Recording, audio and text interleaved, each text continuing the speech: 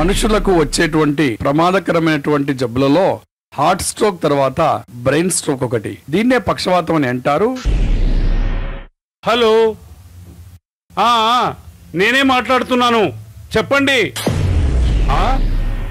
ఏంది, మన హుసేన్ బాయ్కు పక్షవాతం వచ్చిందా?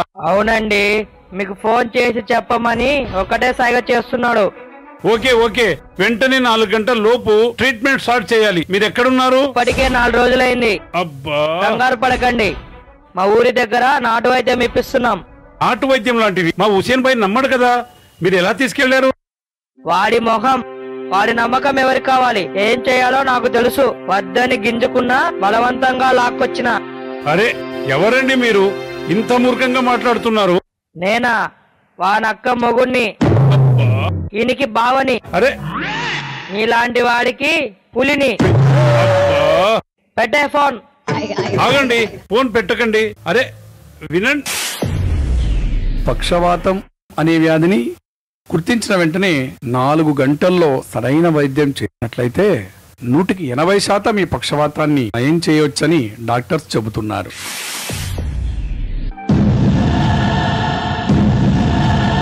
నమస్తే సార్. సార్, ఏం జరిగింది సార్? ఇందాక ఓ కేసు గురించి మాట్లాడుతుంటే కట్ చేశాడు. మళ్ళీ ఇప్పుడు రింగ్ అవుతున్నా ఎత్తడం లేదు. అటాక్.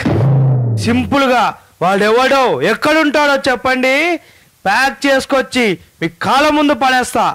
అరే, కేసు అంటే ఆ కేసు కాదురా, మెడిసిన్ కేస్. మా ఫ్రెండ్ కు పెరాలసిస్ వచ్చిందట.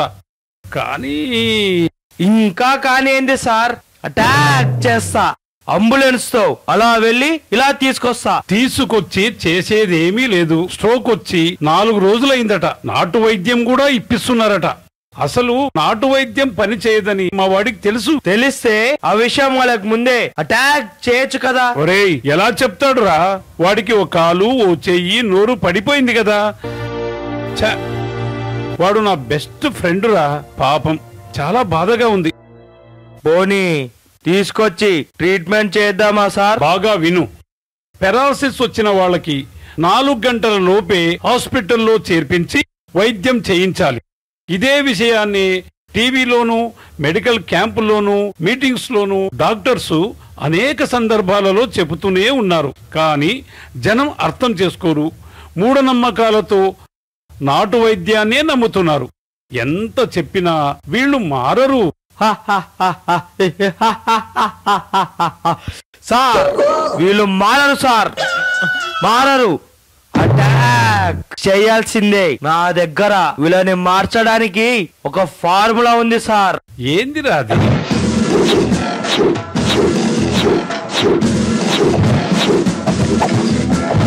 Attack attack. ఏందిరా ఆపినావు? ఎక్కడికి రా వెళ్తున్నారు? ఏందిరా నన్నే రా అంటున్నావు? పరిచయ కార్యక్రమానికి టైం లేదు. ఆ మనిషికి పక్షవాతం వచ్చి ఎంతసేపు అయింది? నీకెందుకు చెప్పాలరా, నేను చెప్పాను. 2-3 గంటలు అయింది, తప్పుకో, త్వరగా వెళ్ళాలి. అయితే ఇంకా గంట టైం ఉంది. 4 గంటల్లో పోతానికి ట్రీట్మెంట్ స్టార్ట్ చేయాలి. నాతో హాస్పిటల్కి రండి, తీసుకెళ్దాం. హాస్పిటల్ పోతే కమిషన్ కొట్టాలని చూస్తున్నాడు. చూడమ్మా తమ్ముడు, పక్షవాతానికి ఇంగ్లీష్ మందులు పనిచేయవు నాన్న. నాటు వైద్యమే దీనికి కరెక్ట్. నీవు పక్కకు తప్పుకుంటే మా బండి ముందుకు నిన్ను కూడా అటాక్.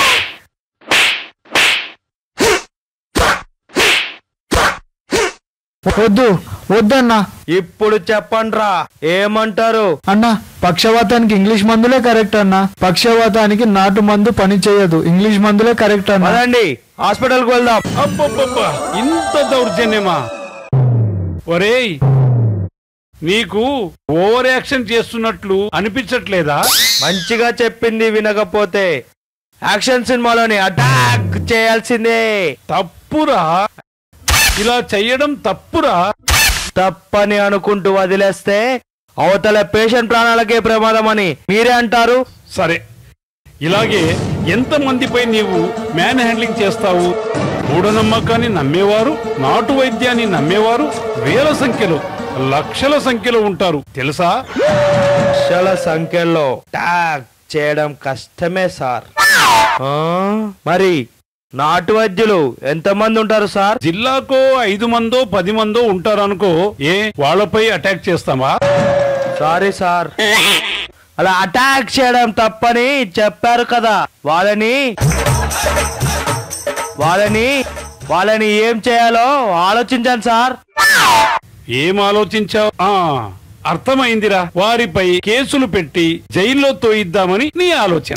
కాదు సార్, వారిపై దౌర్జన్యం చేయడం, కేసులు పెట్టడం వేస్ట్ సార్. వీళ్ళందరి నుండి శాశ్వత పరిష్కారానికి ఒక ప్లాన్ చేశాను సార్. ఏందిరా ప్లాను?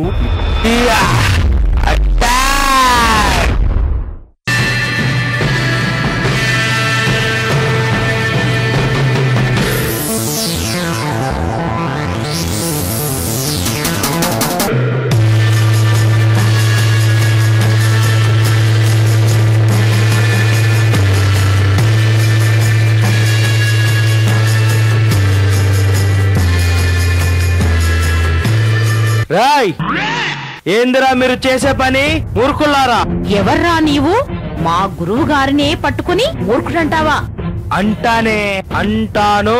ఏం చేస్తున్నారు ఇక్కడ? ఆ రంగు నీళ్ళేంటి? అది ఆగమ్మా, ఆగు. ఇది రంగు నీళ్లు కాదు నాయనా. అడవిలో దొరికి అరుదైన ఆకులతో తయారు చేసిన పసురు నాయనా. దీంతో పక్షవాతాన్ని పూర్తిగా నయం చేయవచ్చు. నయమైపోతుందా? అబ్బా, అయితే ఓ పని చేద్దాం. ఇప్పుడున్న ఇంజక్షన్లు, మందులు అన్ని చెత్తబుట్టలో వేసేద్దాం. హాస్పిటల్స్ గడ్డపాలతో పడగొట్టేద్దాం. అన్ని మెడికల్ షాపులలో ఈ పసురు అమ్మేసి పక్షవాతాన్ని నయం చేసేద్దాం. అయ్యో, అది అందరికీ పని చెయ్యదురా. మా గురువు గారు నిష్ఠతో పూజ చేసి స్వయంగా తన చేతుల మీదుగా ఇయ్యాలా. అందుకే మంత్రించి ముక్కులో, చెవిలో, నోట్లో నేనే వేస్తున్నా. ఆ మూడిట్లోనే ఎందుకు? మనిషికి నవరంధ్రాలు ఉంటాయి కదా, ఒంగోబెట్టి అన్నిట్లో పోసేయండి. ఏందిరా ఊరుకున్న కొద్దీ రెచ్చిపోతున్నావు? నేను గనక రెచ్చిపోతే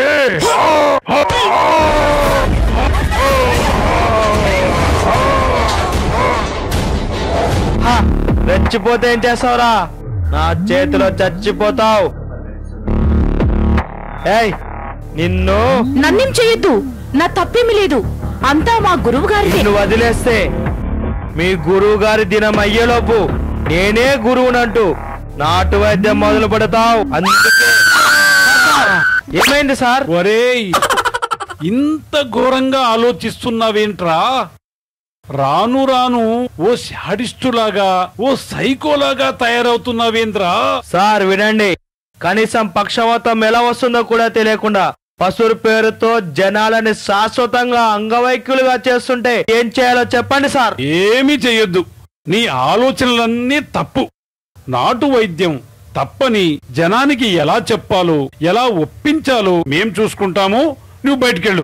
వచ్చినటువంటి పక్షవాతానికి శాంతికి చిహ్నమైన పావురాయి రక్తంతో తయారైన నాటు వైద్యానికి ఎలాంటి సంబంధం లేదు. ఇది అందరూ తెలుసుకోవాలి. మెదడులో నరాలకు సంబంధించినటువంటి జబ్బు పక్షవాతం అనేది నిజం. ఇది తెలియక చాలా మంది నాటు వాద్యం చేయించుకుని శాశ్వతంగా అంగవైకల్యానికి గురవుతున్నారు. జాగ్రత్త జాగ్రత్త జాగ్రత్త. పక్షవాతం విషయంలో సమయమే కీలక పాత్ర పోషిస్తుంది. మెదడుకు హఠాత్తుగా రక్త సరఫరా ఆగిపోవడాన్నే పక్షవాతం అంటారు. రక్త సరఫరాలో అంతరాయానికి ప్రధానంగా 2 రకాల కారణాలున్నాయి. మొదటిది, మెదడు రక్తనాళాల్లో ఎక్కడైనా రక్తం గడ్డకట్టి అది ప్రవాహానికి అడ్డుపడటం వల్ల పక్షవాతం వస్తుంది. దీన్ని ఇస్కెమిక్ స్ట్రోక్ అంటారు.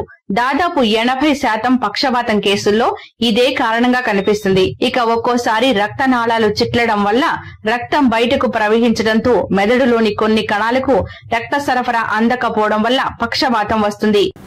ఆ 3 hours లోపు గానీ మనము ఆ మందు ఇవ్వటం ఒకవేళ పేషెంట్ కి ఇవ్వగలిగితే మాత్రము ఆ మందు తీసుకున్న తర్వాత పేషెంట్ అన్నది ఆల్మోస్ట్ 100% నార్మల్ అయిపోయే అవకాశాలు చాలా ఎక్కువగా ఉంటాయి.